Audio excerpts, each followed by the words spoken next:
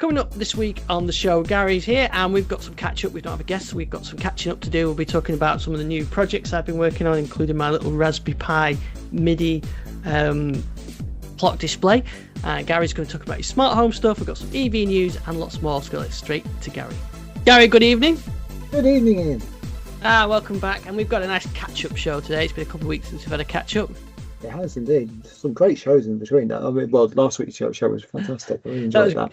That was great. Talking modular synths. James was really into his modulars, and that's an impressive wall of modulars. It reminded me of the vintage computer museum at Bletchley with the wall of computers, but this was the synth modules. Charge entrance. It was amazing. It was great to catch up, get to see him, and we've got a few more guests coming up over the next few weeks as well. And anybody wants to join on the show, I've got one to talk about technology, music technology, whatever. Really, if you want to join the show, let me know and we'll set it up. So I want to do a catch up on a few bits and pieces. Did I mention my Raspberry Pi clock MIDI project? Did I have it working? You got it working. Excellent. Yeah. So here it is now. I've just broke the power cable's just snagged, so I'll let it auto boots back up, but it'll take a minute to boot up. So so this was my Raspberry Pi. It was 16 by 16 hat on there, so I'm just gonna let it boot up. So I've got a USB MIDI interface. It's got MIDI plugs on both ends, and when that boots up, I'll show you what it looks like. But using Python, I'd sort of read the MIDI in and then try and display the clock speed. Remember, the story was someone asked me to do this because I've got the Behringer RD 78 drum machine, and it's got a tempo control but no display on it. So I don't usually use it that way. I usually use it being responding to MIDI tempo, but some people do it the other way. So so that's exactly what I've done. So I've done a clock for that one. So I had quite fun playing with that with Python scripts.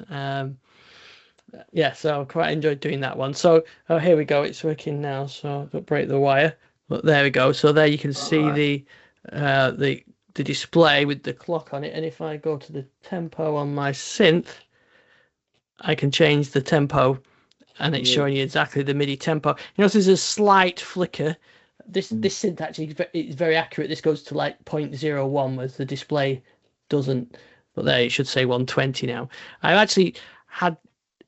You can see when I play, it has little dots on the top as well. Yeah. And they respond to the velocity, so low ones on one side and high on the other. I did have it going up and down quite a bit, but as the Python script is running, it throws the timing out.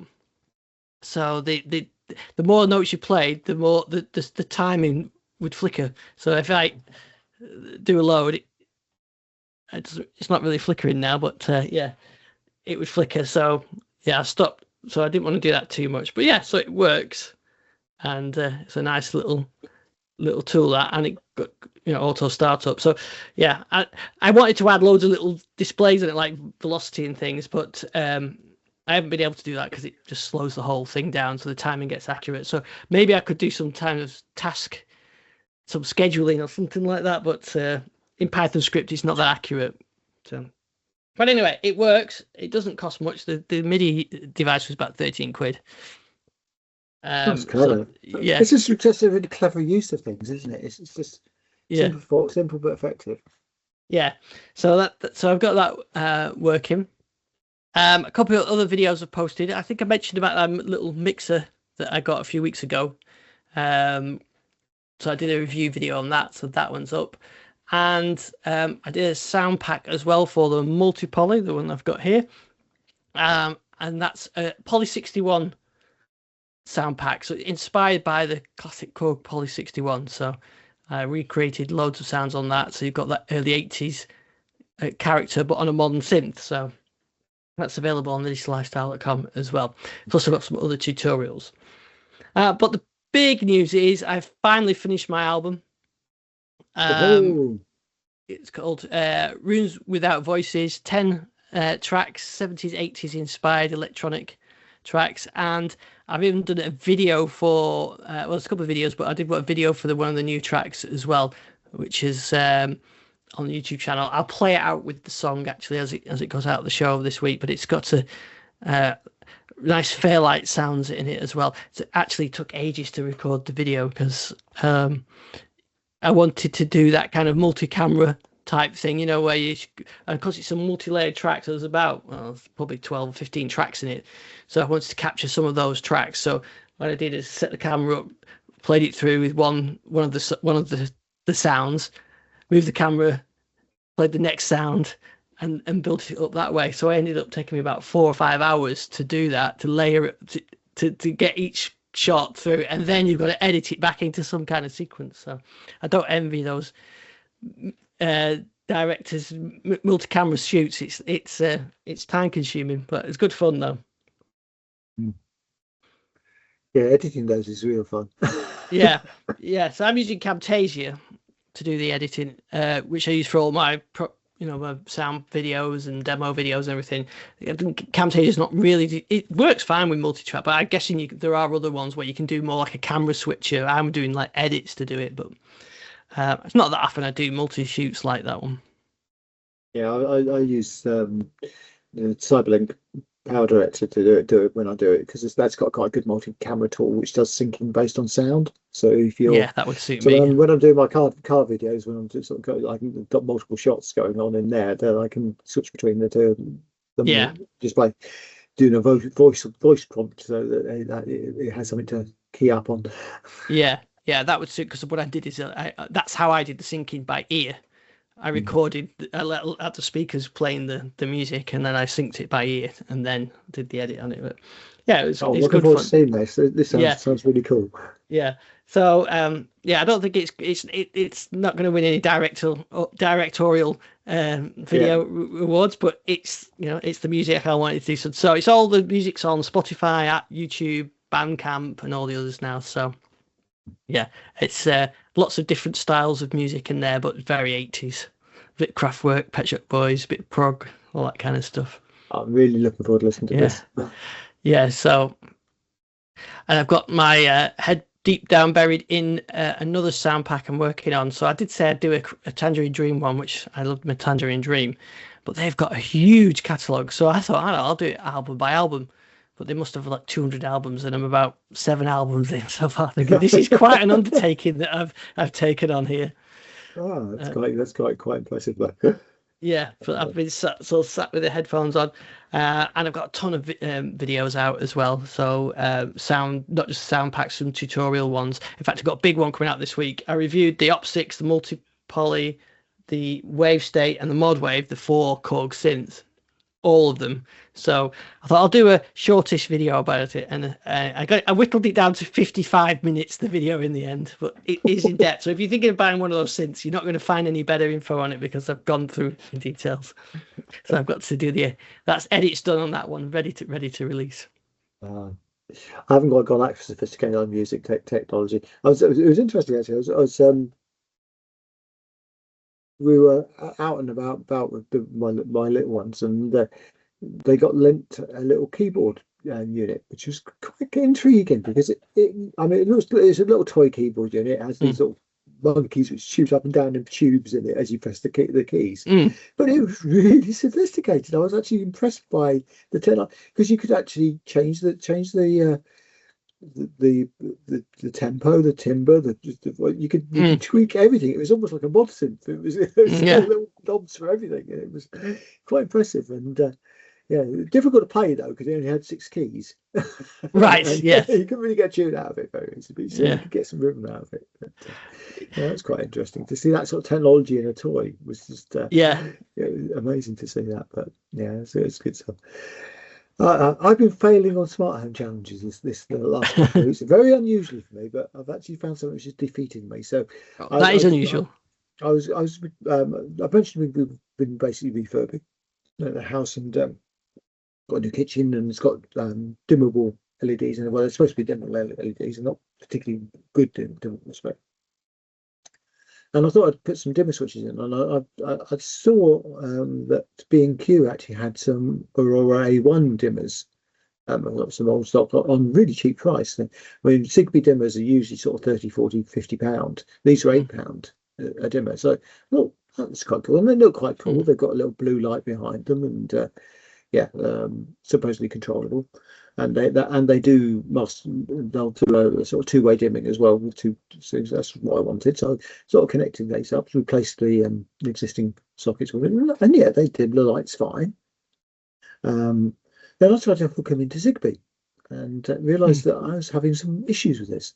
Now I said it's got backlight, this little blue light backlight on it, and that appears as one switch in my smart things Zigbee. When I pair it, I get one switch for the blue light. I also get a switch for the dimmer itself. And the weird thing is, I can control the blue light through smart things. I can turn it on and off. It's fine. If I try and control the dimmer, it does nothing. It doesn't actually work at all. But what will happen is, if I use the dimmer switch, it will report back that I've used the dimmer switch and it's either on or off and what level it is. But I can't control it. And I've just never seen this before. I've been sort of googling and looking and doing some research on it and using the AI and that, and it seems to be to do with the signal strength and the ability to communicate with the device. But I've got this almost right next door to the hub now. I've brought the hub in to see if I could do it. So next thing I'm going to try and do is get hold of the A1 hubs and see if that will actually talk to it itself, or whether it's some other fault. I mean, it can't be a fault in the actual dimmer because I've got 3 of these and they're all doing the same thing. So it's odd. It's really weird though. You can control the blue light, but you can't control the actual dimmer itself. I mean, when it works, it'll be great, and it's got a really quite clever idea. The dimmer itself has got a switch on the top, which allows you to go switch between master and slave, as they call it. And if you switch it to the slave mode, all it has, it doesn't actually control anything. It just literally sends messages on Zigbee and it should receive messages on Zigbee as well. So you can use that like a remote control for something else. And so I'm going to use it as a remote control for the dimmer, but you could use it for anything. And as it's not working currently on the dimmer, I've actually got remote controlling the LED strips I've got around the kitchen, so I can actually use those from the entranceway. Part of the reason for this is we've got a very long kitchen diner now, so as you come in the dining room to go to the kitchen, it's quite a way to the kitchen. So if you've forgotten to switch the lights off, you want to be able to switch off as you go out the dining room. So that was the idea from too. But I really like this idea of actually having a dimmer. So it just needs a live and a switch live. So it's fine for UK wiring. It doesn't need a neutral. And you can just run another light cable from the other socket to do that. And it does work in the slave mode. It just definitely sends the signals back to the Zigbee, so it can actually as a controller. It's just I can't control the lights, which is so if anybody's got any clues on this one, or has come across these Aurora A1 lights before and has any ideas, let me know. I'd like to get answers. You can find me on the usual social medias, but it'd be really interesting to get an answer on why they don't work properly. Because I've never seen this before, and I've never been defeated by a Zigbee device. I've always found a way of getting it working with one of my hubs, but this one, I think I'm going to have to resort to getting the actual A1 hub and trying that and see if it makes a difference. It's just must be just a technical.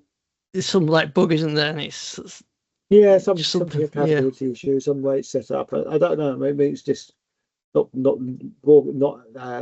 registering itself in the right way for the device, the other hubs to pick it up. If I try it on the Smart Life hub, it doesn't even get the blue light control. It just doesn't do anything. So it's obviously something odd going on. But yeah, I mean, other than that, it's a very nice dimmer. It's good quality. So the blue light's really quite nice, and the fact you can control that's quite useful as well. So you can have a night light type effect with it. And it just uses live and switch live, which is very useful for the UK market.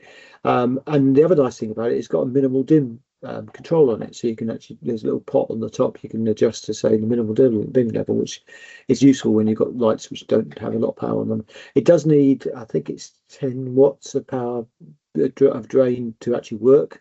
So if you've got really low power dimmers, you might dim low power bulbs, you might have struggle with it, but you can obviously do the normal sort of thing and put a LED bypassing little capacitor across that seems to help out. And I had to do that on mine to stop it flickering.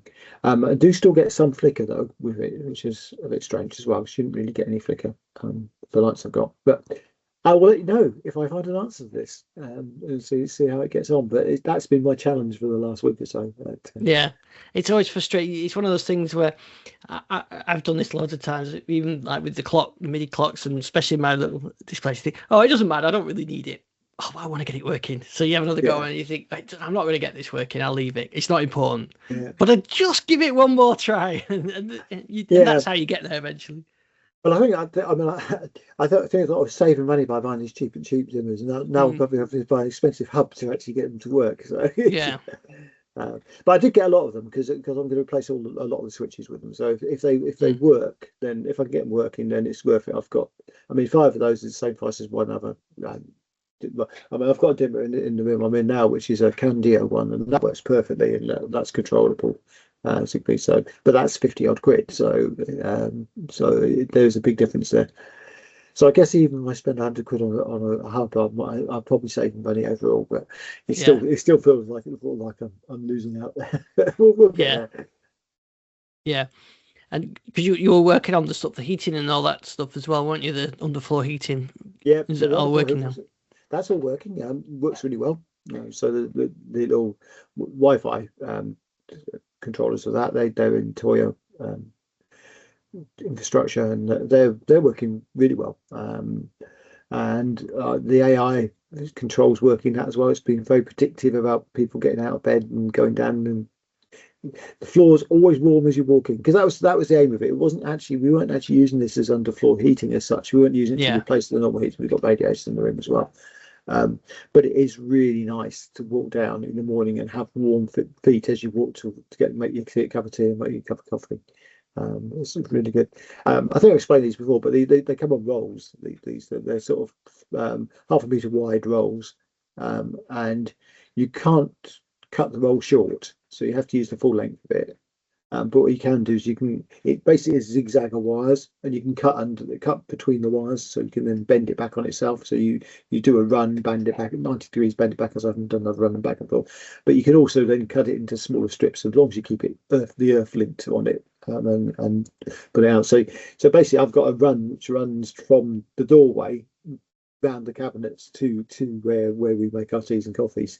So it's not the whole floor done. Because we didn't really need the whole floor done, but the bits we visit to are done. There's a couple of bits I wish I have done now, but we used the maximum length of roll we could get for this area, because as I say, it's quite large. So it would have cost a lot more to do the whole floor, and I probably would need more than one of thermostat as well to control it, because I think you have to have multiple when you do multiple runs. But it works well. It heats up really quickly. It's fun. You have to think about things on this, and I think I've probably mentioned this before, but the floor material makes a big difference. So in the actual kitchen part of the house, we've got really thick wooden flooring, and it is designed to allow for underfloor heating, so it does pass the heat through, but it does take a while. There's a lag between when you start the heating and when it fills. So the floor itself warms up to 30 degrees in no time at all, sort of 5 minutes, but it can take 15-20 minutes for that to permeate through the floor structure. And then you can turn the heating off, because it will stay warm for quite a while again, and before it then starts to stop getting warm again. So it's some of that thermodynamic stuff you have to sort of plan into it, and that's where using the AI has been quite good, because you can model that and actually work out how to control it to the best ability. And it works. I mean, you go down in the morning, it's warm, and it's not costing that much money. I'm not sure if I mentioned this as well. I may have done, but one of my favourite bits of automation I've done recently is to do my utility room. We made a mistake when we designed the utility room. We didn't put any heating in it, because our old utility had our gas boiler in it. We haven't got one of those now. So the gas boiler was heating the room. And we didn't really think about putting any heating in the new utility when we designed it, and it was getting really cold. So I found this Ukrainian made roll-up heater. So it's like this infrared heater behind me on the wall, the picture, but it's actually in a roll, and you can just hang it off any surface. Basically, it just sort of hangs off a hook. So that was perfect because just mounting one of these, it just was too big. So I needed something long and thin, and this was just the right size to put into where I had the gap I could put on the wall. So I've hung it on the wall, and it's wired into a Zigbee plug.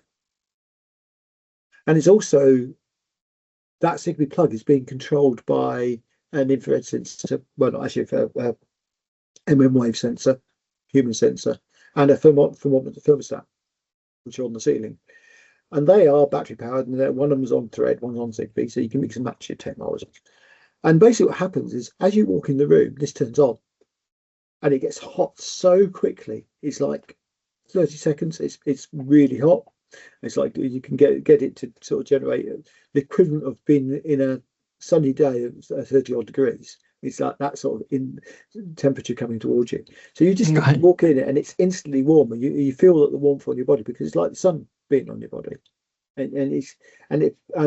Because the sensor is just slightly angled, it knows you're walking towards it, so it turns on as you walk in the room, and you never know you're cold in that room at all. Yet it's costing us pence to run it, because this is about 35 watts to run this thing. It's ridiculously small amount of power, but it's just really warm because it's a small area. It's a very small area, and yeah, you would never want to use it to heat a room, but to heat a person, and it's very specific positions you tend to stand in that utility room, because you're loading and unloading the washing machine. That's the one time you tend to go in there, so it just warms you up while you're doing that, and you don't feel cold while you're doing it. And it's enough to warm you as you go through. And I say it's pence, because it's only turning on very, very rarely. It's not turning on that often at all. So yeah, I mean, you can get different variants of them all the way up to 350 watts. And if I'd gone for the longer panel, I think that which is sort of 10 times as long as the sort of small bit I've got, then and I think I probably will go replace it with one of those just to get a little bit more coverage. It would be about 350 watts, and that again, but that you're only running it for 30-40 seconds at a time, because that's all the time you spend in that room, and it's turning off as soon as you get out.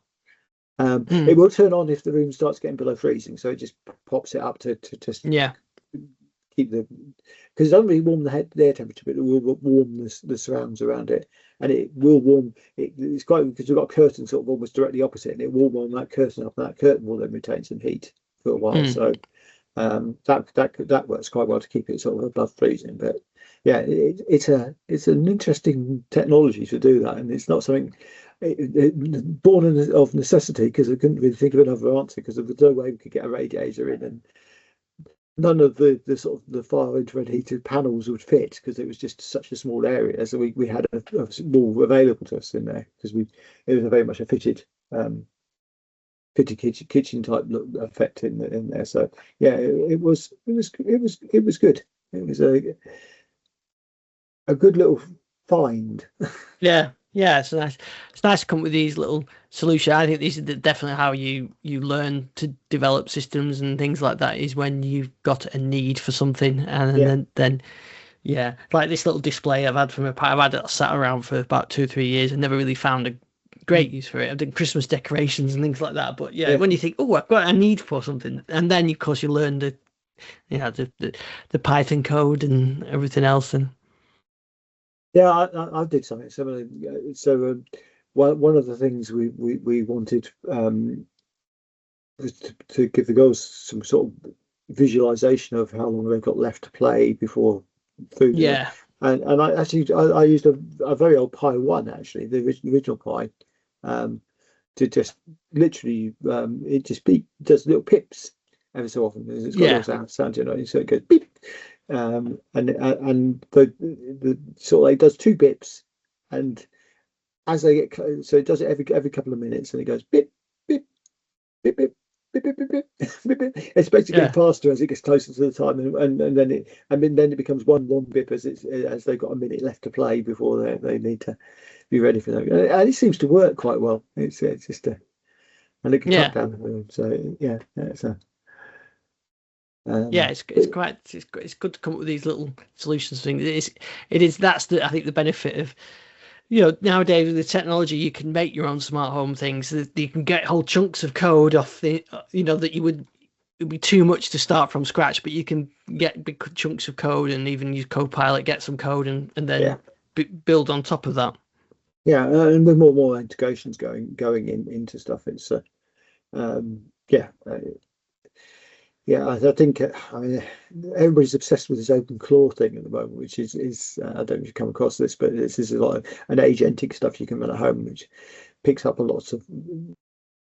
Even the guy who invented it says it's way too complicated for most people to use, but it is powerful. You can do a lot of stuff with it, but you have to realise just how much you're opening up to the world and the security. Yeah, that's it. It really does leave you wide open if you don't do it properly. So but it allows you to integrate it out, do sort of agents which we can do everything you do at home, sort of like out emails, etc. Very powerful, but it's definitely dodgy, and it can end up eating a lot of tokens, which is the cost of things. I mean, interesting. I asked AI the other day, how much should what you've just done actually cost me if you were costing the actual true cost of you running this process? Oh yeah, that's an interesting one. And it's really interesting. I mean, a few minutes of processing stuff was thousands of pounds in terms of way. I mean, obviously, if you do, and that's with a large language model. So if you're doing it something like a small language model running at home, there's a lot less cost involved in that. But it's interesting. The other interesting thing I'm hearing is that a lot of the cloud providers are actually running out of resource to run cloud storage because they're using so much power to do AI processing. And that's an interesting trade-off. Which way you go. So I think at some point this AI bubble will burst in a way. I mean, it's great, and we can do an awful lot with it, and you can run some really small models to do some very, very good stuff. I don't think we necessarily need the full large language models we've got nowadays trying to be everything to everybody. But targeted small language stuff I can see definitely being good, or medium language models being really useful. So we instead of having just us all plumbing in large language models for some tasks, simple tasks, you could get a language model that's designed for the task that you're doing, so that it's uses less resource and doesn't need a wider dictionary and everything else. I mean, because most of the small language models are very good at language. They're really good at understanding what you're saying, the syntax, the semantics of speech. But that tokenization of that is actually not that difficult to do. So you can run that at home and have something which can have a really good conversation with you. It just won't have world knowledge. It wouldn't be able to answer some of the questions people sometimes ask. But if you do something like that, which knew about your house, then yes, it can answer the questions about that. Are the lights on? Well, those sort of things are very, very easily for it to do. So that's the way to go. So that's going to be I think you're right. This whole the AI thing will. It reminds me very much of the .com thing, where everything was up in the air and everything's going to have got great potential, and then the bubble burst, and we just got a more realistic view, and then the technology just becomes part of our everyday life, and that's what will happen with this one. I mean, it's great, but it's also very challenging. I mean, I'll give you an example. Something simple like asking it to design a logo for something, and I wanted some text put around the outside of this logo because the logo looked great, but it just needed a little bit of text explaining what the logo was about around the outside. And it took 16 attempts to get this right, because every single time it spelt the words wrong. I was asking I've had that, and it's just really bad at that. That's because it's not creative. It's not doing it. It tries to find examples of it's had previously, which it can use to fill the space in there, and it gets it kind of right. It's not very good at that sort of stuff. So that's where I think the challenges are, because you have to understand what it's creating may not be right. It makes mistakes. It's non-deterministic, as they say. So you can't even guarantee if you ask it the same question twice, it's going to get it right the second time if it gets it right the first time. So I mean, it's great. It's a useful tool. It's a very useful tool, but you have to check it. Yeah, definitely. I mean, I've been doing stuff at work with it, and you can see it doing it wrong, and I spotted it and corrected it. But I think sometimes if you didn't spot it, it's like I was doing the Python code for the Pi stuff, and I was getting it to write the MIDI bit for me, and I could see it was wrong, and I told it was wrong. It said, "Oh yes, thanks for telling me I was wrong." But if I hadn't been able to read Python, it just would never have worked. And the things you can do around that, you can write prompts so that when you write your prompt, you can, or even instructions, or custom agents these days, where you can tell it to actually check its own work before it passes it on to you. But once you start doing that, you start gobbling the tokens up, and that could get very costly once it's charged properly. So it's an interesting one. Yeah. Just switching tracks then before we sort of wrap up. Then, how's things in the EV world? EV world is progressing quietly. I mean, we spoke about solid state batteries. It looks like there are going to be some solid state batteries coming out. Mercedes have got one which looks pretty much ready for going production. Toyota have got one. I think this actually maybe not this year, but probably next year. Maybe the years Toyota come bursting back onto the scene on EVs, because they've been very much reticent about it. Because once they get their solid state battery technology, they will have an edge over virtually everybody. In terms of because they will have proper solid state batteries. They bought up a lot of the patents and things to actually make sure they had an edge on it. And it's taken a while to get to market. It is a challenge. It's a big challenge getting solid state working. We've talked about them for ages. We will see solid state in consumer technology this year. I think we'll start seeing them in phones very, very soon. And that will make a big difference on what we're seeing. Possibly even the shape of phones will change, because not having to have battery packs in them, because solid state can be built into virtually any shape or size you want to put it in.